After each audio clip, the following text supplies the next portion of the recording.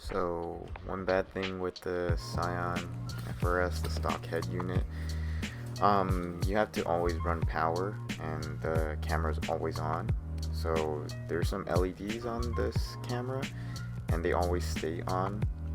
So you can see I was in neutral at first and the camera stays on. Here I'm just showing off some more of the camera, how it looks without car on.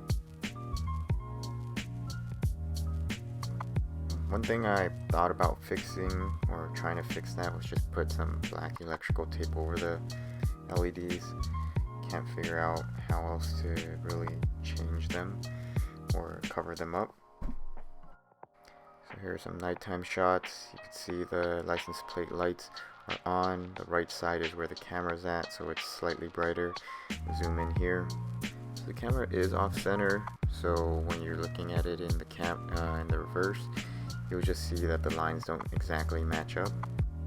And this was taken from the website. This is the stuff it comes with, the wires and camera. The box was different, so that's the box I got. In the box there was this handout, didn't really help much, not all too much there. Here was a good picture. They had an actual FRS 86 that they installed it on.